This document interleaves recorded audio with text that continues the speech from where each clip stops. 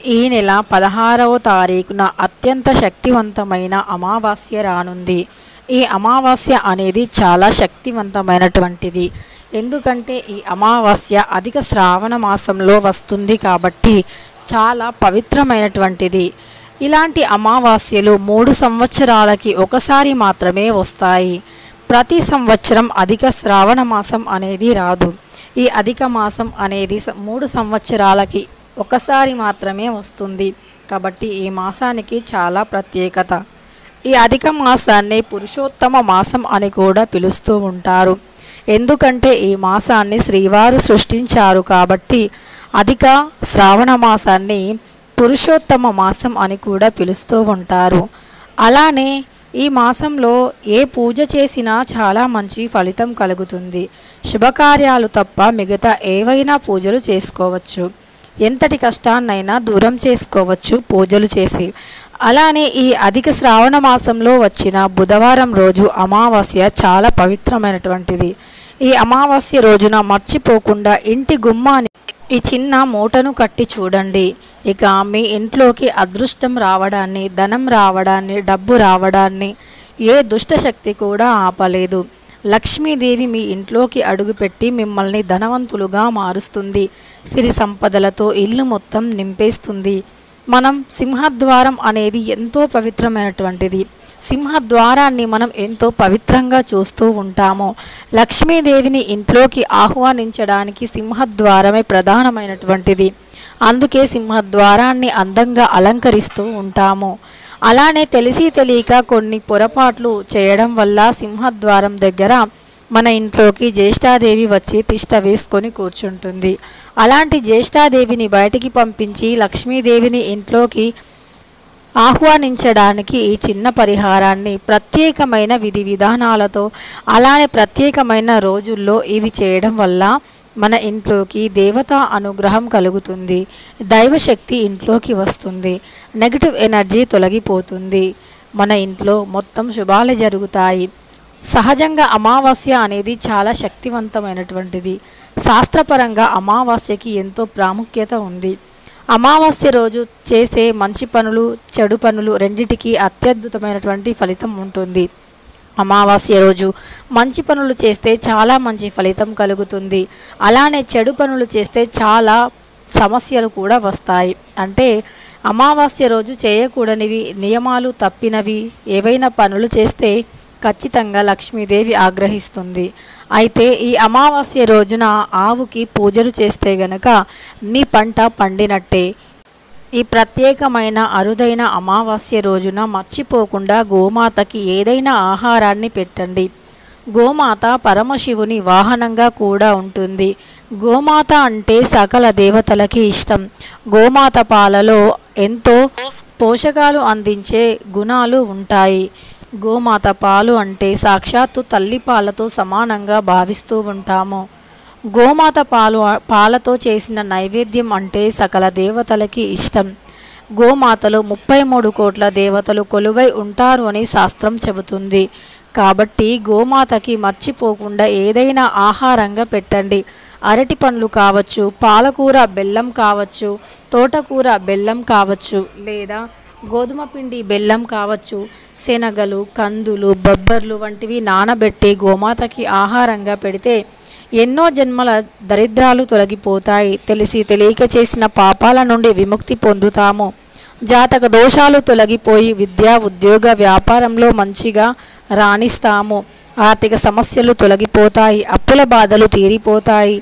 అంతేకాదు కుటుంబంలో కలహాలు తొలగిపోతాయి. అయితే మరి గోమాతను పూజించడం మర్చిపోవద్దు.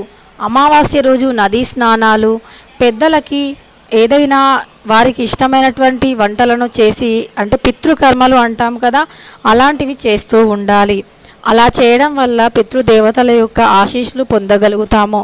పితృదేవతల ఆశీస్సులు మనపైన ఉంటే మన పిల్లలు, ఇంటిలిపాతి అంతా కూడా ఆనందంగా ఉండగలుగుతాము, ఆరోగ్యంగా ఉండగలుగుతాము. వారికి ఇష్టమైన ఆహారాన్ని వండి నదిలో వదిలివేయడం వల్ల చాలా మంచి ఫలితాలు కలుగుతాయి. ఖచ్చితంగా అమావాస్య రోజున పితృకర్మలు చేయాలి. పితృదేవతలను దర్శించుకోవాలి. పితృదేవతలను తలుచుకోవాలి. వారిని నమస్కరించుకోవాలి. ఇక అంతేకాదు వారి పేరు పైన అన్నదాన కార్యక్రమాలు చేస్తే ఇంకా మంచిది. అలానే ఈ అమావాస్య రోజున ఇంటి గుమ్మానికి ఏది కడితే సకల దరిద్ర బాధలు తొలగిపోయి అష్టైశ్వర్యాలు ఆయురారోగ్యాలు కలుగుతాయో తెలుసుకోబోయే ముందు మన ఛానల్ని కొత్తగా చూస్తున్న వారు వెంటనే సబ్స్క్రైబ్ చేసుకొని పక్కనే ఉన్న బెల్ ఐకాన్ని నొక్కి ఆల్ ట్యాబ్ అని నొక్కండి. ఇక వీడియోలోకి వెళితే ఒక పచ్చటి క్లాత్ని తీసుకోండి, అంటే ఒక పసుపు రంగులో ఉండే వస్త్రాన్ని తీసుకోండి. ఆ వస్త్రం తీసుకున్నాక అందులో ఒక గుప్పెడు రాళ్ళ ఉప్పుని వేయండి. ఒక 5 గవ్వలు, కొంచెం పచ్చకర్పూరం, కొంచెం పసుపు, కొంచెం కుంకుమను వేయండి.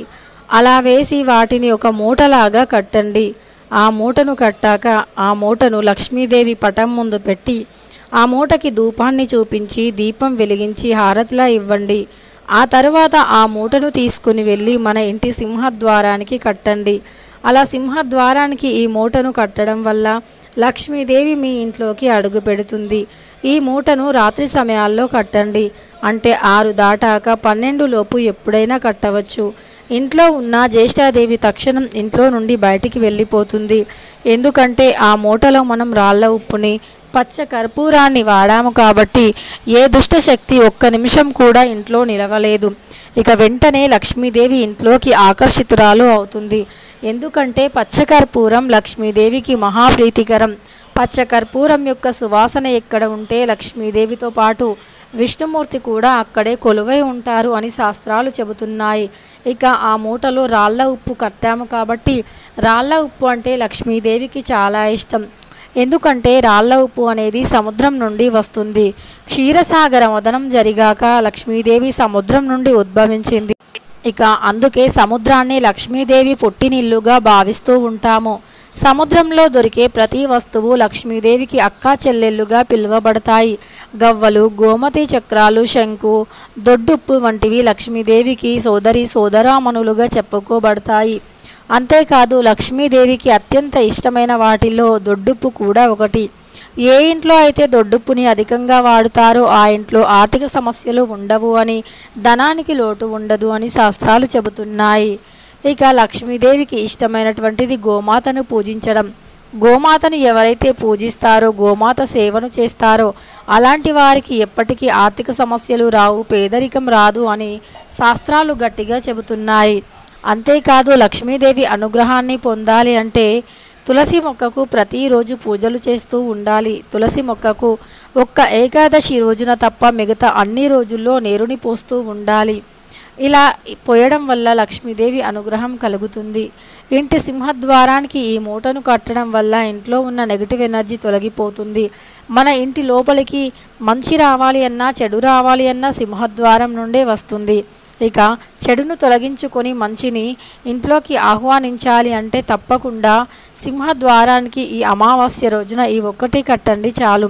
మీ ఇంట్లో ఎంత ఘోర పిశాచ ఉన్నా తక్షణం బయటికి వెళ్ళిపోయి ఇంట్లో లక్ష్మీదేవి కొలువై ఉంటుంది. ఇంట్లో ఉన్న సమస్యలన్నింటినీ పరిష్కరించి ఇంట్లోకి ధనాన్ని ఆకర్షిస్తుంది. సంపాదించే మార్గాలెన్నో తెరిపిస్తుంది.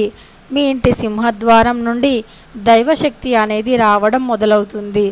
ఖచ్చితంగా మర్చిపోకుండా ఈ ఒక్క పనిని చేయండి చాలు. దరిద్ర బాధలన్నీ తొలగిపోయి అష్టైశ్వర్యాలు, సిరి సంపదలు, భోగభాగ్యాలతో ఆనందంగా ఉండగలుగుతారు. ఇక ఈ వీడియో నచ్చితే లైక్ చేయడం మాత్రం అస్సలు మర్చిపోవద్దు.